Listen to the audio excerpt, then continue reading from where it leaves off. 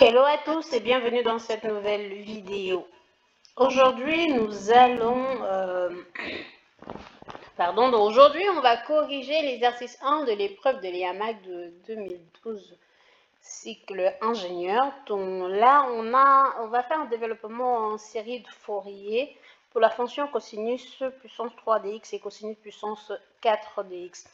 Donc sans plus tarder, je vais commencer par la fonction dont je vais poser. Posons f de x, donc là ça c'est pour la première question. Posons f de x égale à cosinus puissance 3x. Donc telle que cette fonction est présentée, f est 2π périodique. F est 2π périodique. Et en plus de ça, f est C1 par morceau sur l'intervalle moins pi. Et donc, elle est développable en série de Fourier. Et sa série de Fourier, c'est tout simplement SF de f de x égale à A0 plus la somme sur les n supérieurs ou égal à 1, AN cosinus de nx plus BN sinus de nx. Donc, voilà le développement en série de Fourier avec A0 qui est tout simplement donné par 1 sur 2π, l'intégrale de moins pi à pi de f de x dx, an égale à la 1 sur pi, l'intégrale de moins pi à pi, f de x fois cosinus de nx dx, et bn de x, bn égale à 1 sur pi, l'intégrale de moins pi à pi de f de x sinus de nx dx. Donc là, je mets les parenthèses ou pas. Si je ne mets pas des parenthèses. Alors, ce qu'il faut remarquer, c'est que comme la fonction, elle est définie comme ceci. Donc là, on a f qui est définie comme ceci. On peut tout simplement se rendre compte que la fonction est paire. Et comme la fonction est paire, cela veut tout simplement dire que Bn est égal à 0. Ceci entraîne tout simplement que Bn est égal à 0. Donc en gros, ce qu'on va calculer, ça va juste être An. Donc ça va juste être An à calculer. Pardon, A0 à calculer et An.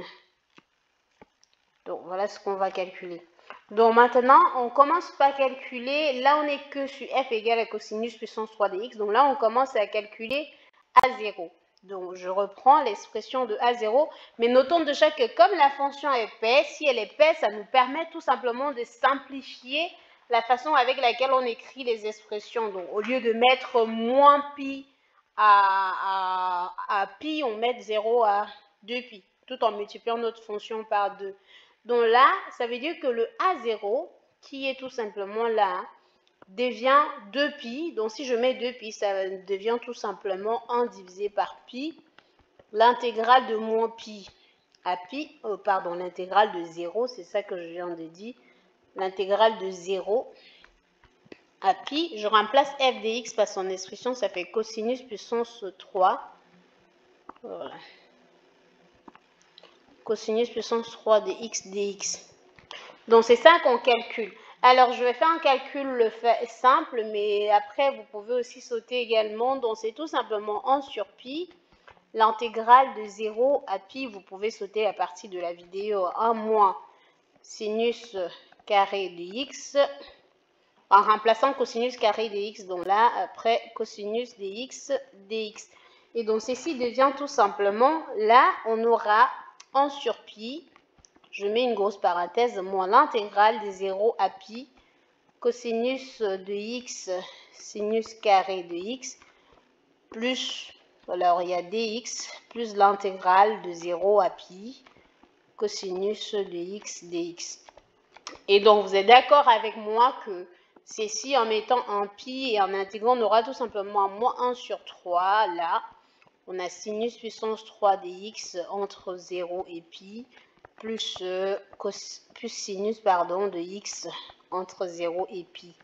Et donc là, ça me donne tout simplement 0 parce que sinus de 0 ou de pi égale à 0. Donc A0 égale à 0. Donc là, on a fini avec A0. Maintenant, il faut calculer AN. Là, on doit calculer AN. Regardez bien, l'expression de AN est donnée par ceci. Donc, si j'applique le même principe que j'expliquais de l'autre côté, ceci vaudrait tout simplement dire que AN devient tout simplement AN égale à 2pi. Alors, je ne vais pas 2pi quand même, 2.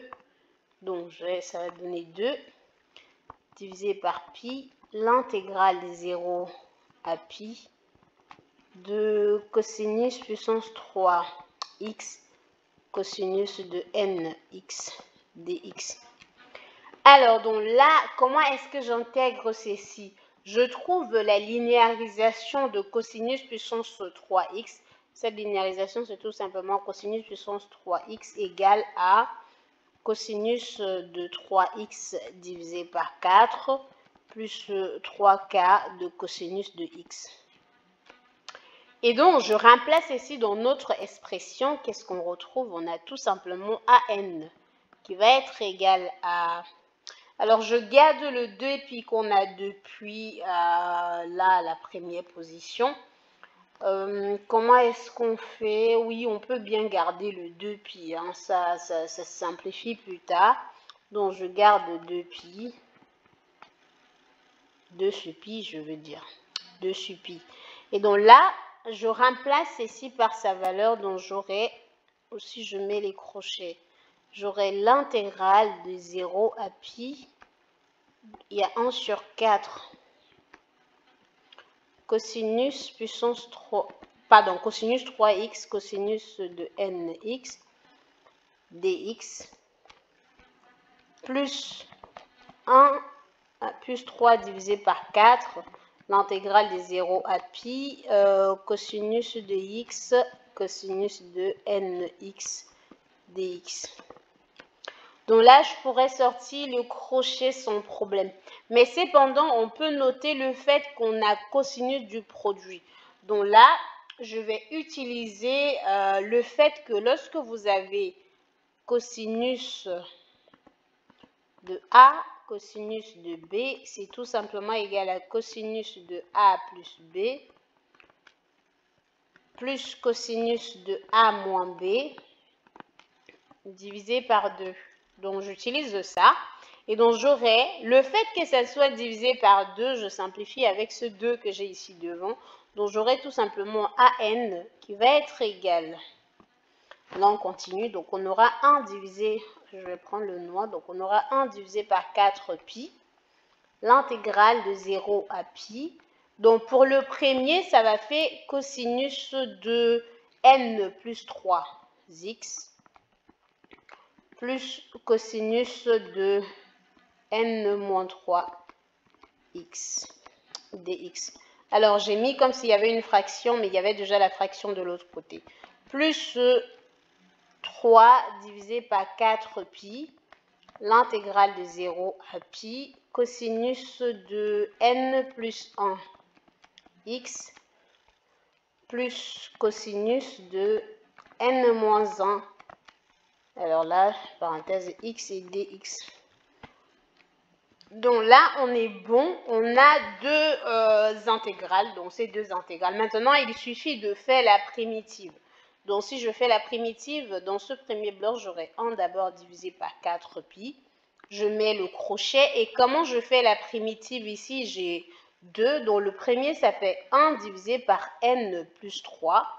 Sinus de n plus 3 x plus 1 divisé par n-3 sinus de n-3x.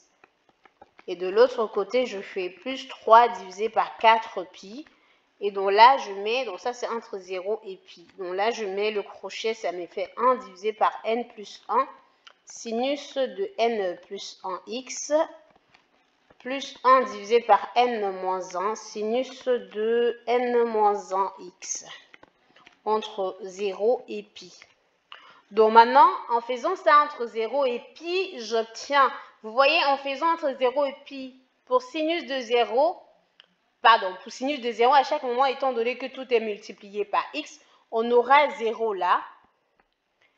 0 ici, mais à condition, parce que là, vous voyez 0 ici, mais seulement pour n moins 3, différent de 0. Et là, on aura 0. Et ici aussi, seulement pour n-1 différent de 0. Parce que sinon, ces fractions n'existeront pas. Donc, il faut bien préciser déjà, pour qu'on arrive à faire ces fractions. Donc, par contre, on va tout simplement avoir le fait que an égale à 0 pour, ou du moins avec n différent de 3 et n différent de 1. Donc, ça veut dire qu'il va falloir calculer pour n égale à 1 et pour n égale à 2. Pardon, et pour n égale à 3. Maintenant, si je viens de ce côté, j'ai mon expression, là je me concentre sur l'expression que j'ai ici, là. Donc si je calcule A0, pourquoi je dis A0? Si je calcule A3, allons-y, bon, commençons par A1, pourquoi pas. Donc en calculant A1, ça veut dire que je remplace le n par 1. J'aurai tout simplement 1 divisé par 4, l'intégrale 4pi, pardon, l'intégrale de 0 à pi. Et donc j'aurai cosinus de 4x, je vais reprendre le noir, cosinus de 4x plus cosinus de 2x, et ceci fois dx, plus 3 divisé par 4pi, l'intégrale de 0 à pi. Et là, en remplaçant ici n par 1, on a cosinus de 2x. Et en remplaçant ici n par 1, on a cosinus de 0 qui est égal à 1. dx ici. Et donc, vous pouvez constater que, bon, là, j'ai encore l'intégrale de cosinus de 4x et tout ça. En faisant la primitive, on aura sinus qui va donner 0, sauf dans ce dernier cas, où on va tout simplement se retrouver avec pi, parce que l'intégrale vous donnera x qui est entre 0 et pi. Donc, la réponse est pi. Donc, A1 va être tout simplement égal à 3 divisé par 4pi multiplié par pi. Et conclusion, A1 est tout simplement égal à 3 divisé par 4. Donc là, on a A1. Et donc, si de ce côté, je calcule A3, on aura A3 qui va être égal à quoi? Là, on avait tout simplement, en remplaçant, on aura tout simplement 1 divisé par 4pi, l'intégrale de 0 à pi. Et donc, on aura cosinus de 3 plus 3, ça fait 6x, plus cosinus de 0, ça fait 1, dx. Et maintenant, plus 3 divisé par 4pi, l'intégrale de 0 à pi. Et donc, on aura cosinus, en remplaçant par 3, là, on a 4x. Et là, en remplaçant à 3, plus cosinus de 2x et dx. De la même façon, on peut constater à ce moment-là que cosinus de 6x, bah, ça fait 0, bref, parce qu'on intègre, ça fait sinus, et pareil, mais il n'y aura que ce 1 qui va rester, donc on aura 1 divisé par 4pi, multiplié par le résultat pour l'intégration de 1 qui est égal à pi. Donc, conclusion, A3 est tout simplement égal à 1 divisé par 4. Donc, voilà, après avoir trouvé A1, et A4, et étant donné que A0 est égal à 0 et Bn est égal à 0, on peut tout simplement dire que la série de Fourier de f est tout simplement égale, parce qu'on écrit la série de Fourier avec la somme, vous avez vu la somme qu'on avait mis au départ, cette somme-là. Je reviens là, cette somme. Donc, il n'y a que 2, A3 et l'autre qui reste. Et alors, si on met dans la formule, on retrouve tout simplement l'expression sinus. Alors, je dis, on retrouve tout simplement un quart de cosinus de x plus 3 quarts de cosinus de... Ah oui, j'ai fait l'inverse. Donc, un quart de cosinus de 3x et 3 quarts de cosinus de x, pas de 1x. De x. Donc, voilà ce qu'on a sur la série de Fourier. Maintenant, on va faire le développement en série de Fourier de la deuxième fonction, qui est tout simplement, je vais dire B, donc c'est la fonction g de x, je vais un peu agrandir, hein, la fonction g de x qui est égale à cosinus puissance 4x. Vous pouvez constater que ça nous donne cosinus de x fois cosinus puissance 3 de x, ce qui est égal à cosinus de x fois f de x. Et donc, c'est développable en série de Fourier. Et la série de Fourier de G est tout simplement égale à cosinus de x fois la série de Fourier de f. Et comme on a déjà la série de Fourier de f qui est juste là, on se retrouve avec cosinus de x. Alors, je multiplie directement. Donc, on se retrouve avec un quart de cosinus de x cosinus de 3x plus 3 quarts de cosinus de x au carré. Or, je vais utiliser le fait que cosinus, là, parce que je veux avoir un développement en série de Fourier, donc j'utilise encore ce que j'avais tout à l'heure, cosinus de A, cosinus de B, c'est égal à cosinus de A plus B, plus cosinus de A moins B divisé par 2. Donc, j'utilise ça sur ce premier bloc, donc j'ai 1 divisé par 4. Et là, j'aurai cosinus de 4x plus cosinus de 3 moins 1, donc 2x, divisé par 2. Et ici, plus 3 sur 4, je trouve le fait que cosinus carré, c'est encore quoi? C'est encore 2...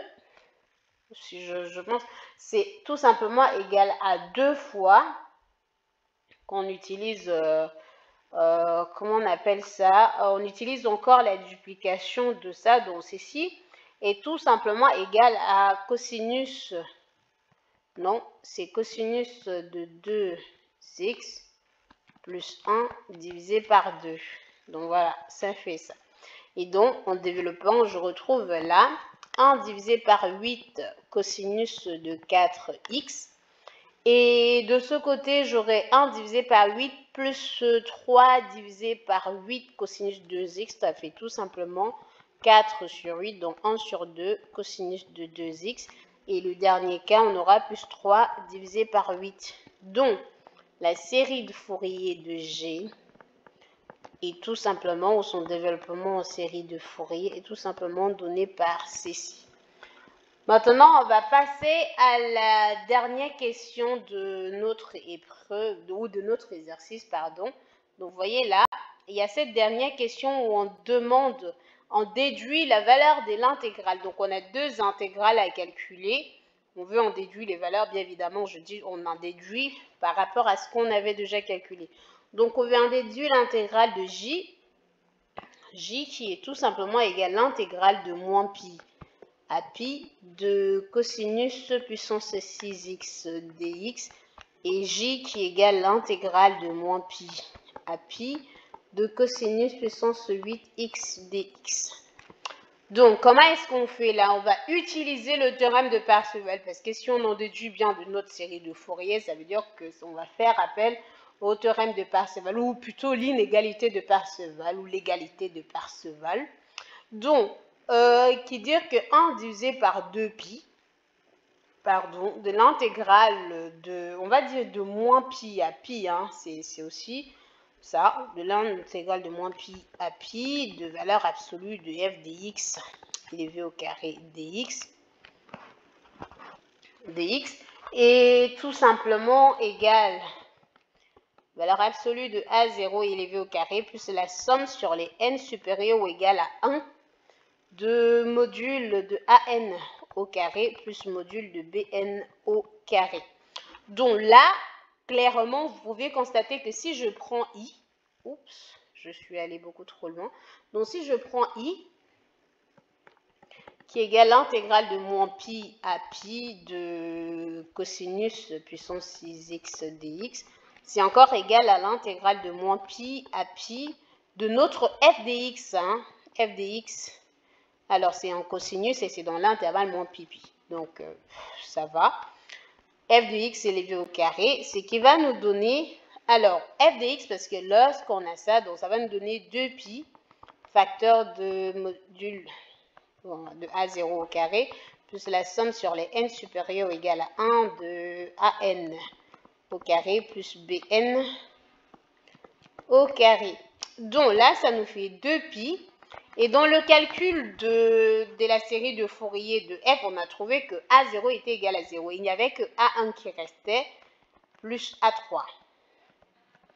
Et donc a1, ça fait 2 divisé par 3. A1 qui était tout simplement 3 divisé par 4. Donc ça nous fait 9 divisé par 16. Donc là, ça donne 9 divisé par 16. Et de l'autre côté, a3 qui était 1k, ça fait 1 divisé par 16. Donc si je calcule ceci, qu'est-ce qu'on obtient? Ça nous donne tout simplement là. Ah oui, pardon, je pense que j'ai mal présenté la formule. Ça, c'est 1 sur 2 pour la formule. 1 sur 2 là. Donc ça, c'est 1 sur 2. Et donc là, ça, c'est sur 2. Et là, c'est sur 2. Donc, on peut simplifier avec le 2. Là, on reste avec pi. Facteur de 9, ça fait 10 divisé par 16. Et donc, par conséquent, i est tout simplement égal à... Alors, si on simplifie le 10, là, ça fait 5pi divisé par 8. Donc, ça, c'est OK. Maintenant, on va passer dans l'autre intégrale. L'autre intégrale qui est celui de j. Donc, on peut aussi constater que l'intégrale de j, ce n'est pas nouveau. J aussi va être tout simplement égal à l'intégrale de moins pi à pi de g dx élevé au carré dx. Ce qui va nous donner là 2pi facteur de a0 au carré plus 1 sur 2 facteur de la somme sur les n supérieurs égale à 1 de an au carré plus bn au carré. Et donc, vous pouvez voir déjà sur le développement en série de Fourier de G, c'est qu'il y a A4, il y a A2 et il y a A0. Donc, on peut dire que ici, là encore, on se retrouve tout simplement avec 2pi facteur de... Alors, je vais un peu réduire ça, comme ça on arrive à voir. Donc, A0, c'est 3 sur 8, donc on élève au carré, ça nous donne 9 divisé par 64. Et 1 plus 1 sur 2, j'ouvre la parenthèse. A2, c'est 1 sur 2, donc ça fait 1 sur 4. Et de l'autre côté, on a A4 qui est 1 sur 8, donc en élevant au carré, ça fait plus 1 sur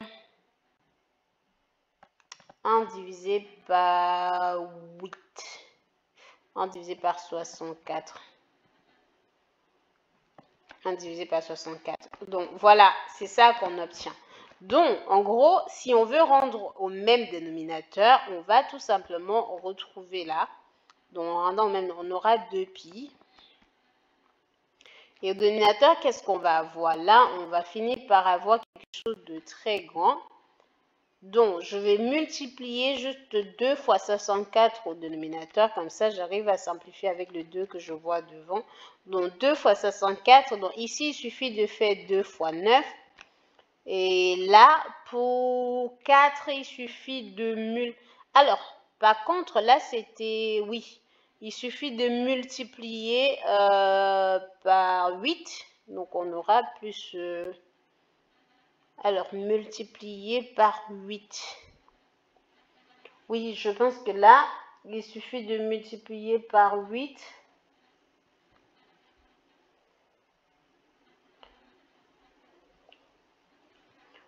Non, on a 8 et au numérateur de 4, on a ça. Donc, il suffit, si on multiplie par 8.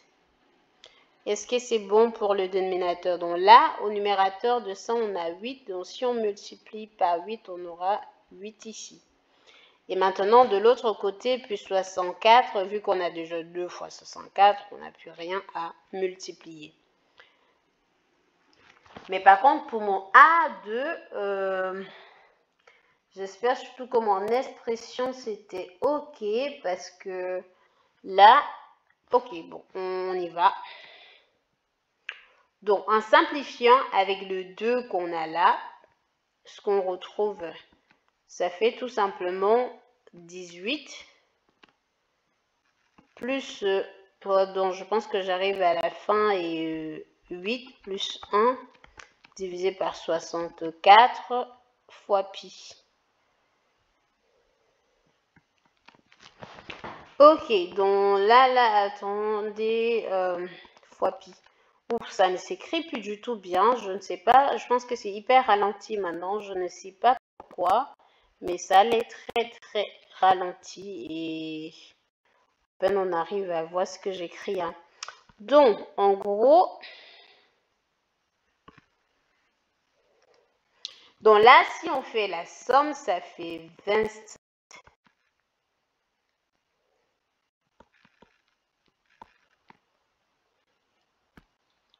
Bon, j'arrive plus à écrire, donc ça fait 27.